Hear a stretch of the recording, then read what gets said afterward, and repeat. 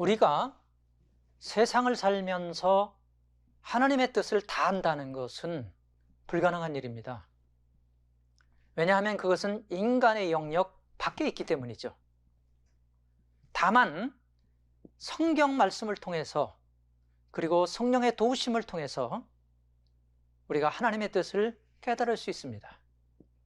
그리고 이 성경 말씀을 우리가 깨닫는 것으로 끝나는 것이 아니고 말씀을 깨달은 자들에게 하나님께서는 생명을 부여하시고 그리고 희망을 불어넣습니다. 본문은 노아와 그 후손들에 대한 이야기입니다. 그런데 단순히 노아의 가정에 대한 얘기로 끝나는 게 아니죠. 그래서 노아 이후에, 그러니까 하나님의 심판이 있은 이후에 노아 후손들에게 어떤 일이 있었는가, 즉 하나님의 은혜가 누구를 통해서 이어져 갔는가, 그것을 성경은 우리에게 알려주고 있습니다. 성경에 보면은요, 노아는 하나님의 은혜를 입은 사람이라고 말하고 있죠. 그러면 당시 살던 사람은 어땠나요? 그들은 하나님의 뜻과 배치된 삶을 살았어요. 그리고 부패하고 타락한 생활을 했고, 그리고 그들의 마음속에는 하나님이 없었어요. 그러나 노아는 그들과 달랐죠. 그는 하나님과 동행하는 삶을 살았고, 그리고 자신에게 하나님이 주시는 말씀을 그대로 지켰고, 구체적으로 말씀드리면 하나님이 노아에게 방주를 지으라고 말씀하셨을 때 그는 열심히 세상 사람들의 소리를 듣지 않고 하나님이 그에게 명령하신 대로 방주를 지었고, 그 방주를 통해서 하나님의 구원 역사를 이어갔던 사람이죠. 그리고 노아 홍수 후에 이런 얘기가 나오죠. 노아가 홍수에 이제 포도 농사를 지어서 포도주를 담아서 먹고 잠에 들었습니다. 그런데 이제 벌거벗은 상태였는데 그 모습을 함이 본 거죠. 그래서 그 아버지의 모습을 형제들한테 가서 다 알렸고, 그리고 셈과 야벳은 이제 아버지의 얘기를 듣고 뒷걸음질 쳐서 아버지의 수치를 보지 않고 옷으로 가리고 이렇게 아버지를 덮어줬다, 이렇게 성경을 말하고 있죠. 근데요, 노아가 이렇게 선언합니다. 함에게는 저주를 받게 될 것이고, 그리고 셈과 야벳은 축복을 받게 될 것이다 라고 얘기했고, 그들의 미래는 그대로 노아의 말대로 전개된 것입니다. 그러니까 노아의 후손 중에서도 셈과 야벳이 하나님의 은혜를 입은 사람이라고 말할 수 있죠. 창세기 8장에 보니까요, 이렇게 말하고 있습니다. 내가 다시는 사람으로 말미암아 땅을 저주하지 않으리니 사람의 마음의 계획이 악하다. 그러니까 사람의 마음이나 사람의 생각, 사람의 노력으로는 하나님이 생각하는 구원의 성취가 불가능하다고 보신 거예요. 그래서 내가 그들에게 은혜를 주겠다라고 얘기했고, 그 은혜가 노아가 지명한 그 후손들을 통해서 이루어진 것이죠. 오늘 우리에게는 누구에게 하나님의 은혜가 주어지고 누구에게 하나님의 은혜가 이어져 갈 것인가? 로마서 8장에 보니까 이렇게 말하고 있어요. 그리스도 예수 안에 있는 자는 결코 정잠이 없다. 정죄하지 않겠다는 얘기예요. 누구 안에? 예수 안에 들으면. 왜? 예수는 요한복음 10장 6절에 그랬죠. 예수가 곧 길이요 진리요 생명이라고 말씀했거든요. 너희가 사망 가운데 산다 할지라도 생명으로 들으면 내가 너를 정죄하지 않을 거야. 예수를 보고 내가 너를 용서할 거야. 이런 말이 되겠습니다. 사도행전 4장 12절대로 이렇게 말하고 있어요. 다른 이름으로는 구원 얻을 만한 어떤 이름도 주지 않았다. 또 요한복음 1장 12절에 뭐라고 말씀하고 있습니까? 영접하는 자, 곧 그 이름을 믿는 자들에겐 하나님의 자녀가 되는 권세를 줬다.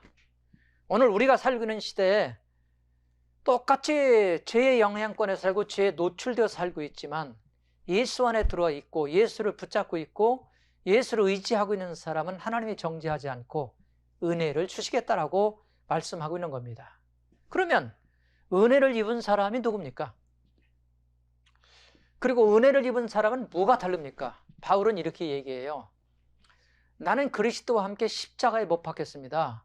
이제 내가 살고 있는 것은 내가 아닙니다.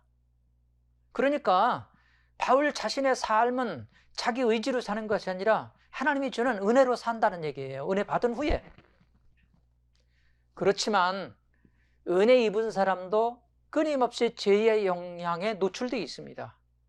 근데 어떻게 우리가 이런 죄를 이길 수 있느냐? 고린도서 10장 13절에 보니까요.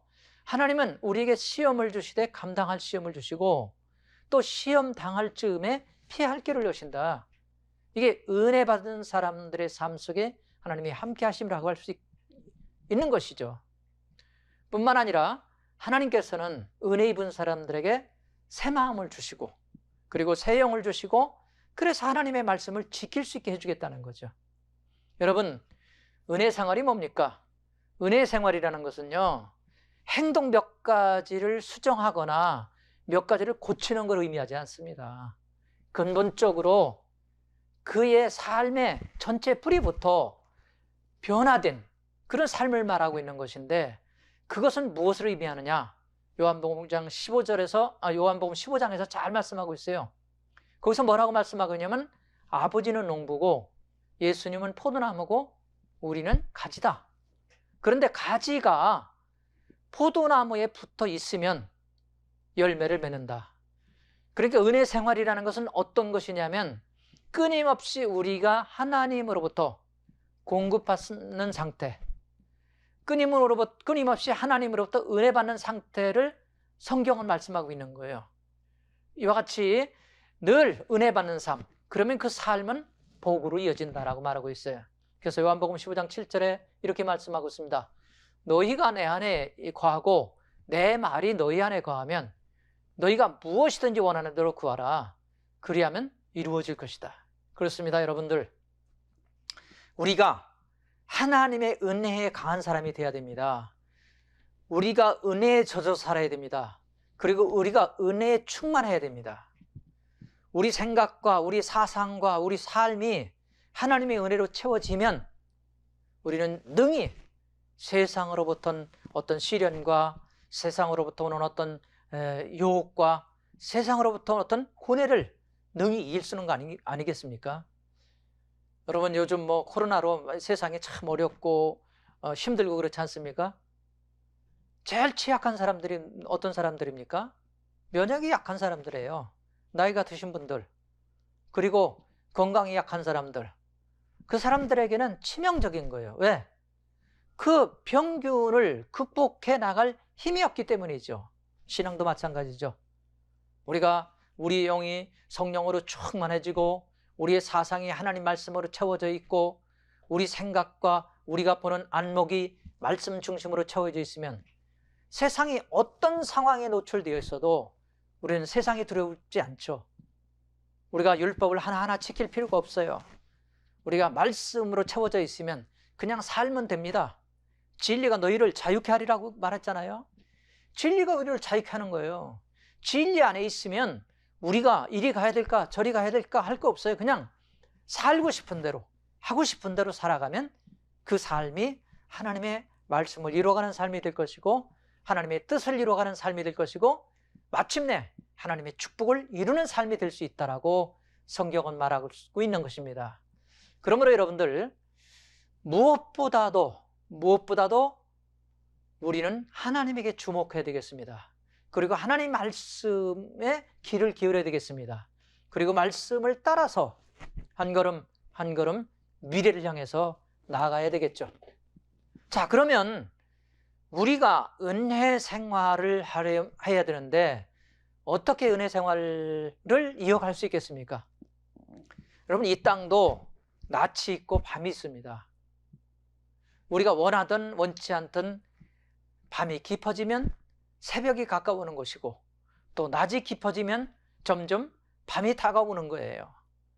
우리 인생도 마찬가지예요. 우리가 원하는 것은 항상 행복하고 즐겁고 기쁘고 살만한 세상을 원하지만 세상은 그렇지 않아요. 어려움도 오고 시련도 오고 환난도 오고 핍박도 오고 유혹도 옵니다. 근데 우리가 이러한 것들에서 어떻게 이런 것을 이겨나갈 수 있겠습니까? 그리고 어떻게 그것에 매이지 않고 우리가 살아나갈 수 있느냐는 얘기죠. 고린도후서 4장 7절에 보니까 이렇게 말씀하고 있어요. 우리가 사방으로 오괴쌈을 당하여도 쌓이지 않는다. 그리고 우리가 답답한 일을 당하여도 낙심하지 않는다. 핍박을 받아도 버림받지 않는다. 거꾸로 엎드림을 당하여도 우리는 망하지 않는다 라고 말하고 있어요. 무엇을 의미하고 있습니까? 우리가 세상을 살아가면서 수많은 어려움과 수많은 시련, 개인적인 어려움들, 가정적인 어려움들, 경제적인 어려움들, 또 예기치 않았던 어떤 시련들 굉장히 많이 와요. 내 인생은 이렇게 전개될 것 같지 않았던 그런 예기치 못한 상황들이 우리 속에 다가옵니다. 그때 어떻게 우리가 이것을 이겨나갈 수 있으며, 이것을 어떻게 극복해 나갈 수 있으며, 이것을 어떻게 우리가 승리할 수 있겠습니까? 그것은 딱 하나입니다. 내 안에, 그리고 내 삶에, 내 영 속에, 내 사상 속에 하나님의 은혜로 가득 채워지면 되는 겁니다. 그러므로 여러분들 노아처럼, 우리가 살고 있는 시대나 노아가 살고 있는 시대나 세상에 제약이 난무하는 것은 마찬가지예요. 똑같이 우리가 세상을 이기기 위해서 성령 충만하고 말씀으로 무장하고 하나님의 은혜로 충만히 채워져서 세상을 이겨가는 복된 삶이 되기를 우리 주 예수의 이름으로 축원하옵나이다.